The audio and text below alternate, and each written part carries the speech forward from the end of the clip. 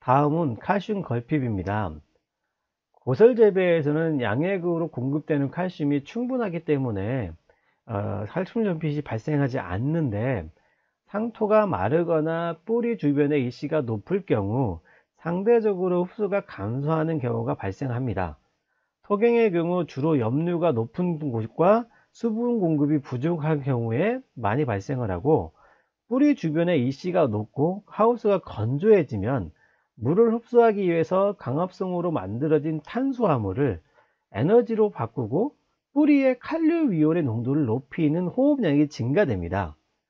뿌리의 칼륨 이온의 농도가 높아지게 되면 양이온인 칼슘 이온의 흡수는 제한되게 되는데, 칼륨 이온도 양이온이고 칼슘 이온도 양이온이기 때문에 뿌리 부분의 칼슘 이온이 높게 되면 이가 양이온인 칼슘 이온을 밀어내는 성질이 발생하기 때문에 상대적으로 칼슘 이온의 흡수는 제한이 되게 됩니다.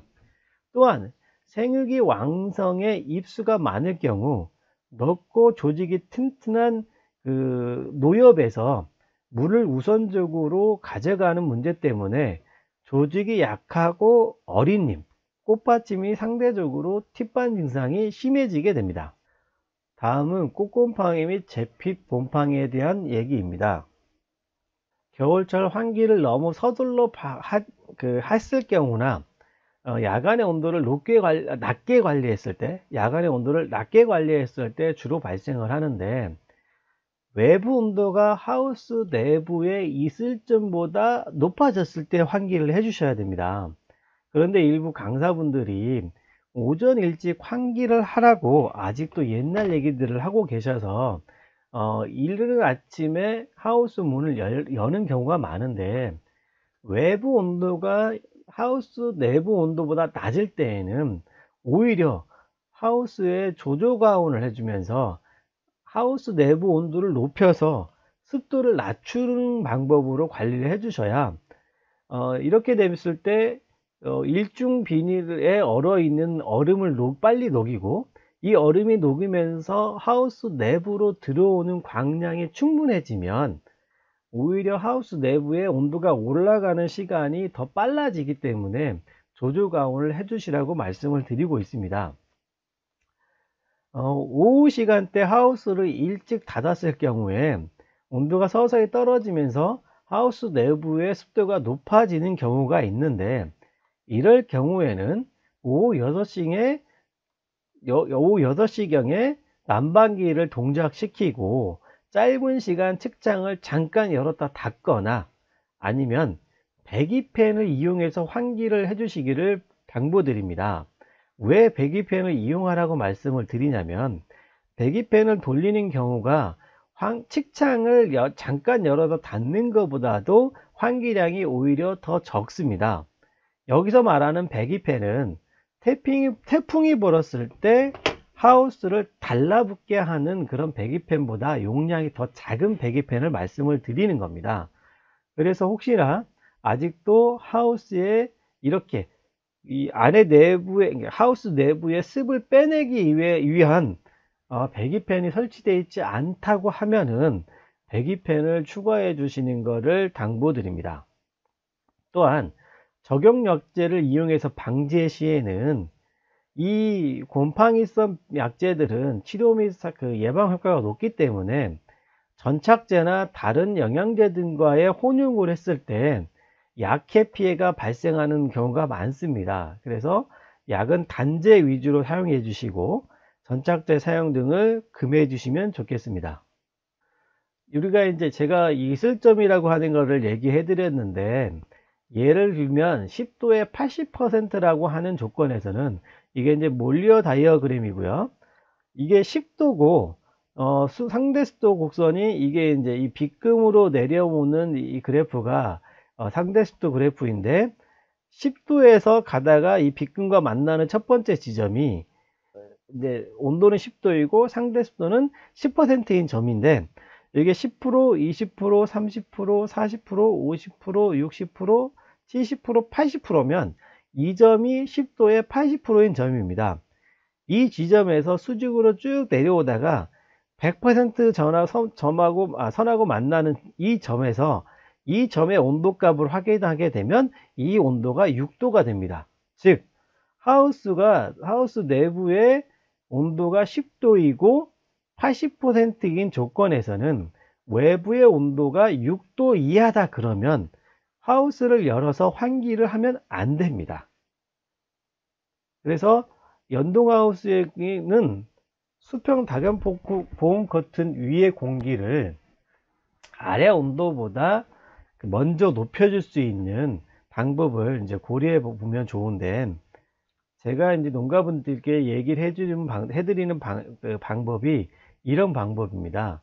요거는 4월 달에 이제 서리 피해를 예방하기 위해서 노지에서 열풍기에다가 이렇게 이제 덕트를 달아 가지고 나무 위에다가 이제 그 온풍을 불어주는 방법인데, 이렇게 니은자거나 잔망경 형태로 꺾여 있는 이 덕트를 어, 수평 다계foam 커튼 위쪽에 설치하게 되면 수평 다계foam 커튼이나 차광망을 열기 전에 위쪽 공기를 먼저 데워서 이 위쪽에 이제 비닐에 얼어 있는 이제 서리를 먼저 녹이고 하우스에 빛을 잘 들어오게 하고 수평 다계foam 커튼을 일찍 열 수 있는 조건으로 만들어 주게 되면 연동하우스에서 이 수평 커튼이 열어지면서 발생하는 습도 차에 의한 이제 각종 병해들을 예방할 수가 있어서, 혹시나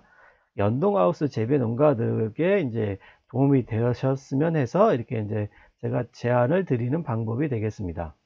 꽃곰팡이병입니다.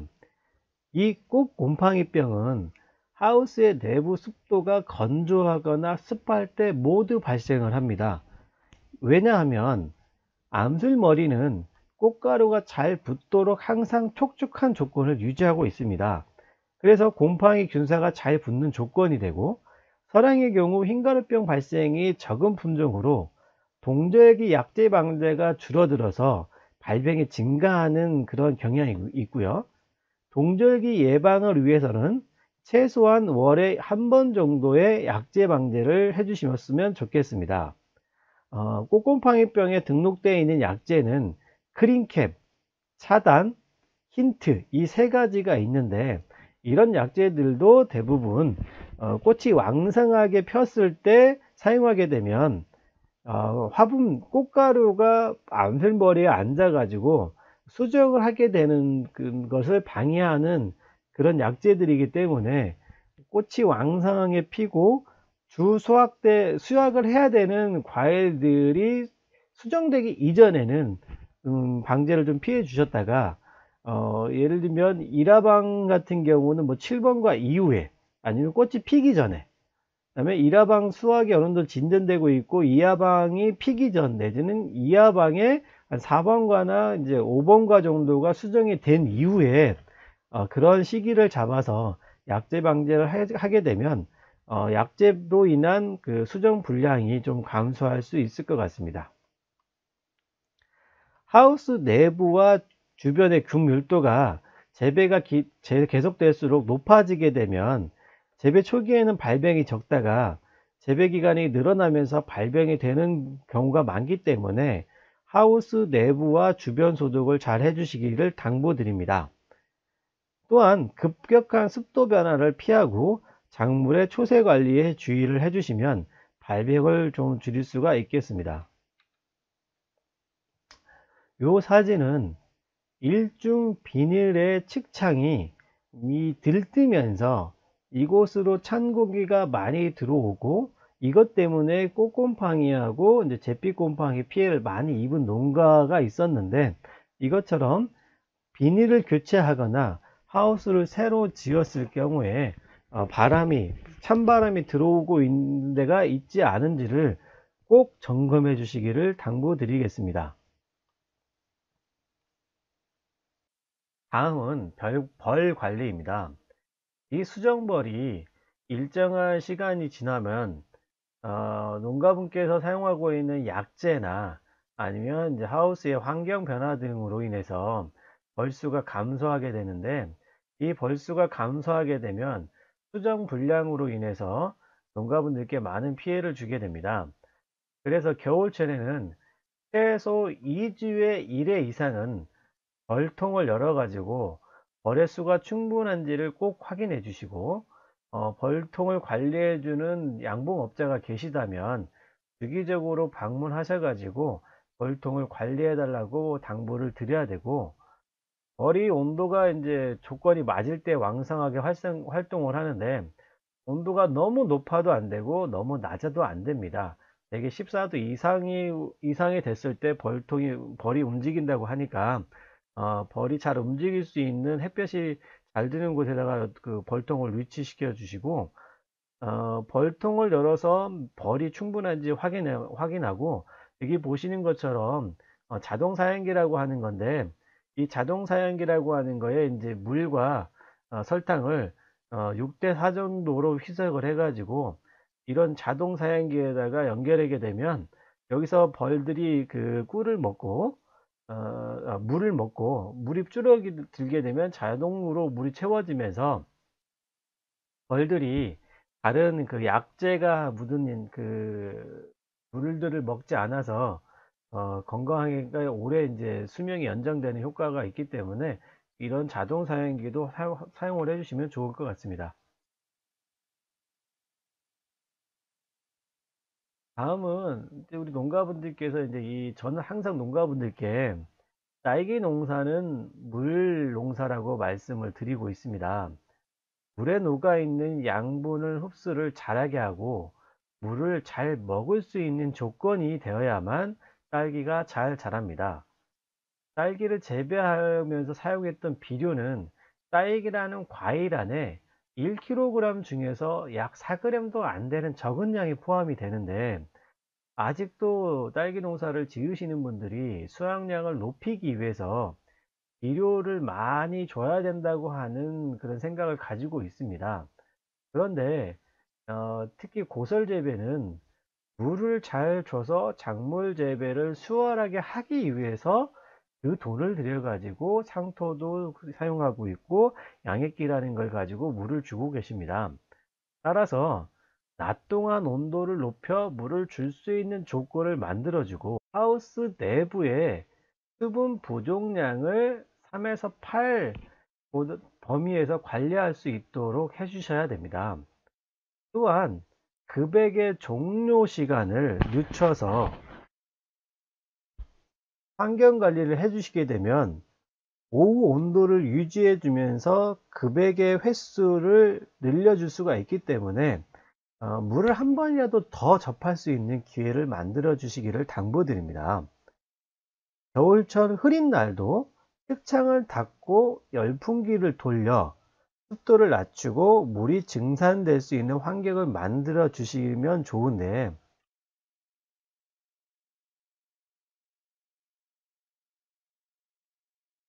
이 그래프를 보면, 이 그래프는 담양에서 딸기 농사를 잘 짓는 분이 흐린 날에 낮에도 열풍기를 15분 간격으로 계속 돌려 주셔서 낮에도 주변의 습도가 높을 때도 이 열풍기가 돌아가는 순간에는 상대 습도가 뭐 80% 이하까지 떨어지게 되고 온도는 높아지고 이산화탄소가 충분히 공급되면서, 여기 보이시면 이 수분 부족량이 3을 넘어가도록 계속해서 이렇게 이제 난방기를 돌려준 겁니다. 그래서 이렇게 환경 관리를 해주시면 흐린 날에도 그렇지 못한 농가보다 광합성을 할 수 있는 조건이 갖춰지면서 딸기의 생산량이 늘어나고 품질이 좋아질 수 있는 방법 중에 하나가 되겠습니다. 다음은 딸기 수확기에 점검해야 될 내용들을 제가 정리한 내용입니다. 점적으로 영양제나 약제 관주 시 여과기는 2주 1회 점검을 해주시기 바랍니다. 현장에 나가보면 후경재배든 고설재배든 여과기가 막혀서 정상적으로 물이 공급되지 않는 경우가 많았습니다. 전자밸브 이상 유무를 확인하는 건데요. 동작 시 이상한 소리가 날 경우 점검이 필요합니다. 예를 들면 전자밸브가 동작을 할 때 안에 있는 그 전자석이 움직이면서 딱각 소리 외에도 딸깍 소리가 나고 나서 삑 하는 소리나 물이 울컹거리는 소리가 난다거나 하게 되면 전자밸브가 고장이 난 건데, 전자밸브를 분해하셔 가지고 안에 내부에 볼펜 스프링처럼 생겨 있는 스프링을 교체를 한다든가 이렇게 해주시면 저렴한 비용으로 전자밸브를 계속해서 사용할 수가 있겠습니다. 또한 최근에 온도가 평소보다 낮아진다고 하는 기상 예보가 있을 때에는 꼭 기름통을 확인하셔 가지고, 기름통에 기름이 충분하지 않으면 미리 기름을 보충해 주시고, 바닥에 고여 있는 물이 있는지를 보셔 가지고, 이 물이 고여 있을 경우엔 물을 빼내는 과정을 거쳐서 바닥에 고인 물이 얼어서 기름이 공급되지 않는 문제들을 예방해 주셔야 될 필요가 있습니다. 또한 양액통의 양액을 조절할 경우에는 별도의 물통에서 충분히 비료를 녹여서 이 녹여 있는 물을 수중 모터로 양액통에 채우는 방법이 양액 찌꺼기가 생기지 않는 방법 중에 하나이고, 양액통에 양액을 채울 때 필터를 꼭 같이 청소해 주시면 좋겠습니다. 또한 교육과정 중에서 말씀드린 하우스 내부로 찬바람이 들어오는 곳이 없는지 꼭 확인해 주시고, 온풍기나 열풍기를 동작시킬 때 온도가 고르게 퍼지지 않으면 하우스 내부에 환기팬이나 유동팬을 돌려서 온도가 고르게 퍼지게 해 주신 다음에, 이 환풍기나 유동팬을 계속해서 야간에 켜 두시기보다는 온도를 전달하기 위한 목적으로 간헐적으로 틀어 준다든가 아니면 꺼 두시는 거를 추천드립니다. 왜냐면 하우스 내벽에 바람이 지속적으로 부딪히면서 하우스 내부의 온도를 빼앗기는 경우가 많기 때문에 이렇게 하우스 내부의 공기를 계속해서 돌려주기보다는 필요한 경우에 돌려주고, 어느 부분이 찬 공기가 들어오는 부분이 있어서 온도가 낮을 경우는 그 원인을 찾아서 먼저 개선을 해 주시는 게 더 좋은 방법이 되겠습니다.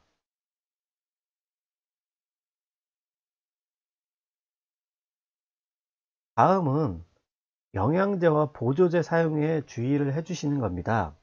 최근에 농가분들을 방문하게 되면 어, 등록되지 않았거나 아니면 천연 식물 추출물이라고 하는 영양제들을 사용을 해 가지고 꽃대가 길게 나오고 잎줄기가 길어지고 과일의 비대가 잘 되는 거에는 좋은데, 이 비대가 된 거에 비해서 과일의 내부는 비어서 크기에 비해서 무게가 나가지 않는 문제 등이 있고, 낮의 온도가 좀 높아지는 시기에 과일이 물러지는 문제 등이 많이 발생을 합니다. 따라서 이 비료로 등록된 농자재를 작물 보호제처럼 사용하는 경우 꼭 가격 대비 효과를 분석하셔서 효과는 낮으나 가격은 높은 것은 피해 주시고, 또한 별독성이나 이런 기형과 발생에 주의사항이 없는 것들이 사용되지 않도록 해주시면 좋을 것 같고요. 점적 관수를 해 가지고 찌꺼기가 발생을 하고 미생물 영양제 등이 점적으로 들어가 가지고 막히는 것을 예방하기 위해서는 옆면 시비로만 사용해 주시기를 당부드립니다. 또한 이런 영양제나 미생물 등을 점적으로 혹시라도 관주를 해 주시게 되면 맹물관을 좀 밀어 주시고 여과기를 청소해 주시고 점적 테이프를 점검해 주셔서 막히지 않도록 해 주시기를 당부드립니다. 강의 시간에 이미 말씀을 드렸듯이 고설 재배는 등권 부위의 미생물의 활동을 배제한 농법이기 때문에 미생물을 굳이 사용하지 않는 방법으로 관리해 주시기를 당부드립니다. 또한 비대 효과가 있다고 표시되는 영양제는 너무 과다하게 사용하지 말아 주시고, 1화방 1번과에서부터 3번권까지 과일의 비대가 잘 되는 시기에는 좀 피해 주셨다가, 그 이후에 과일이 잘 크지 않는다고 느껴질 때 한 번씩 사용해 주신다든가 이렇게 해 가지고 사용의 시기를 좀 조절해 주시면 투입 대비 효과가 좋아질 것 같습니다. 또한 상대적으로 가격이 낮은 제품들을 사용해 주시면 비용 대비 효과가 더 좋아질 것 같습니다. 일단은 제가 준비되어 있는 그 자료는 이제 여기까지이고요. 지금 보여드리고 있는 QR코드를 사진으로 찍어 주시면 제가 운영하고 있는 블로그에 이제 방문하실 수가 있고요. 제가 이제 딸기 재배와 관련된 내용들을 주기적으로 말씀을 드리고 있는 자료들을 확인하실 수가 있겠습니다. 저는 이제 딸기 담화라고 하는 이제 요 주제로 딸기 강의하고 컨설팅을 하고 있고요.